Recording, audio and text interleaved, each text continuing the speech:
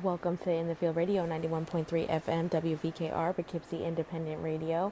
I'm Erin Boogie. Unfortunately, I'm not here with Lady D tonight. She wasn't able to record with me this week, but that's the nature of deployment. We never know at any given time what her schedule will be, if it changes. So that sucks, but shout out to her and thank you for all of her service overseas. We super appreciate her, and hopefully I'll get to record with her this week. But in the meantime, we're going to re-air the Meaty Bone interview. For some reason, we had some technical difficulties last week and the interview did not air. We're really excited for you guys to hear this interview. It was a really dope interview. It was a part 2 interview, which we don't always get to do. We try to accommodate as many people as we can, but we only have 52 weeks in a year, so very rarely do we repeat. But he's a Hudson Valley artist. The first time he interviewed with us was on Zoom during the pandemic, so it was real dope to catch up with him in person. He's got that Bon Appetit record or album coming out. Get into the Meaty Bone interview, and then we'll be back. Welcome back to In the Field Radio. I'm Erin Boogie. I'm here with Meaty Bone, and this time we're in person. Yeah, word. It's good, world. We don't do too many second follow-up interviews, so this is pretty cool. We talked to you last year. Once again, Deborah was deployed, so she's not here this time. She wasn't here last time. What's good with you, Deb? What up? I'm here. Shout out to Deb in Kuwait. And last time we had to do on Zoom, so this time we get to do it in the studio, which is pretty cool. Last time we was talking about the underdog. That's out still. Go get that. Shout out to my boy Rapsy in the building with me. He's been on before. He's in the field alumni. He's got to come back on though. From the producer's perspective. Right. So now you got a new project coming out. Bon Appetit 2. And when does that drop? October 8th. Okay. And did you record that during obviously we're still in the pandemic, but did you record that during the height of the pandemic or? Hit or miss. It was something that I was doing during the pandemic, but then there was something that I just had to get them fixed up, remastered, and over. Because I was on a spell recording and just tucking songs away, but now I feel like these songs all fit the Bon Appetit too. How did the pandemic affect your recording process or your creating process? It had its good times and bad times. Mostly bad though, because I was really battling with myself and my things I was going through, being complacent, and I had a lot of writer's block. So I think that was common. Yeah. So then once I got out and about and they started easing up on us, and I had to take a little hiatus to find myself too. So that helped more than anything. What were you doing for self-care on your hiatus? I was just getting in tune with me. I went to rehab for a little bit, fell back from the alcohol. I'm 5 months sober, Congratulations. Thank you. That's a big deal. That. I just found out that I was doing more bad than good. And so when I took myself out of the picture, I seen the whole frame. And it just felt good anyway to be sober, wake up, How is creating sober different from creating when you were drinking? Creating sober, my mind is more free. I want to say because I don't want to talk about being under the influence. You know what I'm saying? About being under the influence, you want to talk about being under the influence. Yeah. And all the stuff that you would do if you had $1 million at your disposal. But I ain't got $1 million. And so. I think we can all relate to that. Right. Plus, I just got tired of the same old thing, insanity. Wake up, do this, run into that same wall. That's the definition. Right. So what was the inspiration behind this project? Everything, all the events that was happening, transpiring when I was gone, that was happening in front of me that I was naive to because I was under the influence. But now that I'm focused, I just said what I had to say. Hate it or love it. And the last project had no features on it. What about this one? This one, I got my boys on there with me. I got I got a few of my DN. I don't want to say it on the line. But no, you got to tell us. You got to tell us who's on the project. They on there with me. Shout out to my Ab World family. They on there with me. I got my boy Flea on there with me, and Lee Double O on there with me. That's pretty much it. I kept it short and sweet for this time around because so many people that I could have put on there, but I'm hold off. I'm gonna wait. Who are you looking forward to working with in the future? In the future, I don't know. I can't really want to say that because like a lot of people that I be extending my invitation to, they don't be feeling like they serious about it. Like it's just something to be saying and heard at the moment because the timing was right. But then when it come down to it, they don't really show up.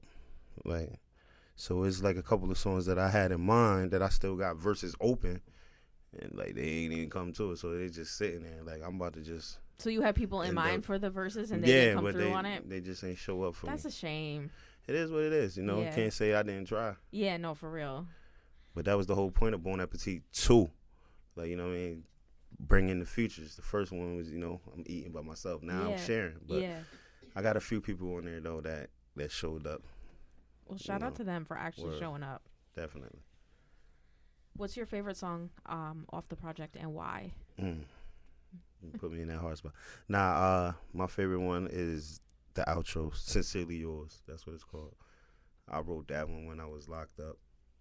But, like, pieces of it started coming to fruition when I talked about it years before it even happened. So, I like that one the best. Shout out to our incarcerated listeners. Word. Shout out to y'all. What was the hardest lesson you learned being locked up? Hardest lesson. Actually, the hardest lesson I learned in there is just like it's really hard for certain guys to keep up that facade of the tough guy. Because there was guys that I was locked up in that I know personally, like, you not built like that. So when they was in there and I seen them and they was trying to hold it up and they was falling to the wayside and I hear about it when I get back to the unit, I'm like, I knew like sooner or later they was going to pull your card. Somebody going to always pull your card. And like, so I just stuck to being me. Everybody knew me. Oh, that's the dude that rap. He rap. Like, so I just stayed being me. Is there anything you can, like any kind of message or anything that you can give to our listeners who are locked up? Hold your head.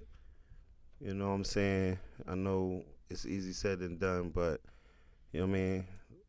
It's not the end for you, you know what I'm saying? You can always still do something in there. Idle time is the devil's playground, you know what I mean? Get your education, you know, work on a trade or something so when you get back out here in society, it won't be hard of a transition for you. That's awesome. We love our incarcerated listeners. Shout out to them. Shout out to y'all for it. They mean a lot to us. So who did production on the album? I got a couple tracks from a local producer, Pep Melvin. He on there with me. I got 2 tracks from him. A couple of tracks from, I'm trying to remember my man's name. Forgot where he's from. I think he was from like Michigan or something. I actually met him through SoundCloud. That's dope. And he just started sending me like tracks like, yo, I think I like you on this. I think I like you on that. That's real dope. And all he asked me was like, yo, just put you want me to produce by you on your tape. I ain't gonna ask for nothing else. I just wanna. That's real dope. So I got a couple of tracks from him on there too. And trying to remember everybody. Well, it's kind of hard right now. I'm on the spot. But shout out to everybody though that do. You know what I'm saying? Oh yeah, my boy Jay Fabian. Shout out to him. Okay, he's real dope too. Yeah, he definitely. The View. That's my number 2 song on there, The View, and he produced And he that did beat. Fire. That We beat gotta was get fire. him on the show When I first too. heard that beat, I was like, yo, bro, that's me. He sent it right over, no questions asked.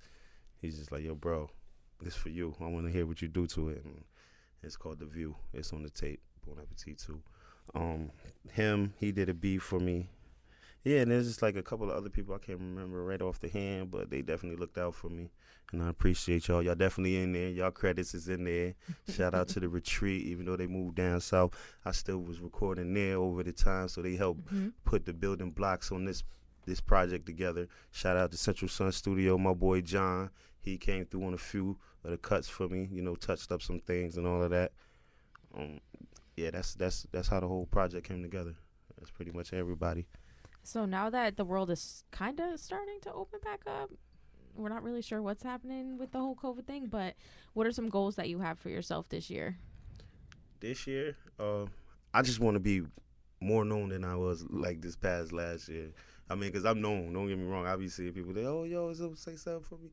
and all that. But I want to just be more known, and I just want to be like continue to stay focused and stay in my lane and stay sober, you know, and just be better. That's it. That's pretty much it. What are some things that you want to do this year that will help you get better known?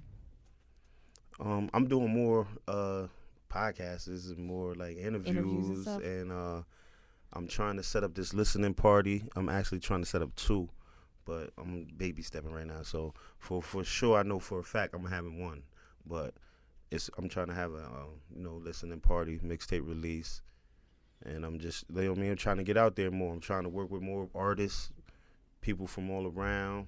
Like, you know what I mean? If y'all got something you need some bars or you want some bars from me, we could, swap information. My Facebook is Meaty Bone, Instagram Meaty Bone, everything Meaty Bone. So I'm pretty, not hard to find, And what can we expect next from Meaty Bone? The Bon Appetit too, but Underdog too. Rise of the Underdogs. I'm already like working 2-3 songs in that. Okay. Yeah. So when's that coming? So you're dropping in October and you're working on the next project already. That's the album. See, I love that. I love that. Underdog is the album. You know what I'm saying? Underdog is the album. That's how we're gonna keep it. Underdog is the album until I feel like I'm not an underdog no more. And then Bon Appetit is always gonna be my mixtape. Bon Appetit is definitely that's me. That's my baby. Like so. All right, so shout out to the people where they can find you. I know you just gave us your socials, but let them know what platforms your music is on. It's on my music. Bon Appetit 2 is gonna be on everything, streaming on every platform. My YouTube is Meaty Bone 845. I got a new video I'm about to drop too, coming soon. The Raw Rap Part 3. If y'all keep in tune with that, y'all know that's my like little YouTube series I do where I just go crazy. That's coming soon. Facebook Meaty Bone, Instagram Meaty Bone. Just holla at me. That's all my pretty much social media and everything. All right, welcome back to In the Field Radio. I'm Erin Boogie. I just want to let y'all know that we got this upcoming week. We have a networking event that we're having at a private studio location in Poughkeepsie. It's a networking event with Aunt Jones. You know how we put those events together where we bring label execs to the area. So it's one of those, it's an open forum where everybody can come together and share ideas, ask questions, meet new people. A lot of people that have come through to the events have given us a lot of positive feedback, and a lot of people that have come through to the events have ended up working with other people from the event. So it is something that's super beneficial. It's something that's super educational. It's something that we really enjoy providing for people in this area. So if that's something that you're interested in, hit us up at sessionspoughkeepsie@gmail.com for more information.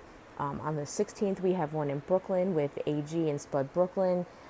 We have a writer's workshop, a writer-producer workshop with Amadeus, where we're going to be working off of real industry briefs, creating music to be shopped and getting critiqued by a super producer who's super big in the industry and has a lot of big records. So that should be really, really cool. Once again, the email address for that is sessionspoughkeepsie@gmail.com. Check out In the Field Radio, inthefieldradio.com. We got a lot of new blogs going up all the time. We're trying to stay better at that. We've got all social medias. We got Twitter, we got Instagram, we got Facebook. So wherever you're active, you can find us at In the Field Radio. And if you just want to send us an email, info@inthefieldradio.com. Tell us what you like, tell us what you don't like. So that's it for us tonight. Next week we'll be back with another interview. I'm not sure exactly what it will be yet, but it will definitely be something good. So make sure y'all tune in and go follow us. We're on all podcast platforms. Follow us on social media. Tune into the YouTube page. Subscribe. We're going to start adding new content there too. Hopefully I'll get to record with Deb this week. So hopefully next week you'll get to hear her voice too. Once again, shout out to her overseas. So thanks for chilling with those chicks on Monday. It's In the Field Radio, 91.3 FM, WVKR, Poughkeepsie Independent Radio.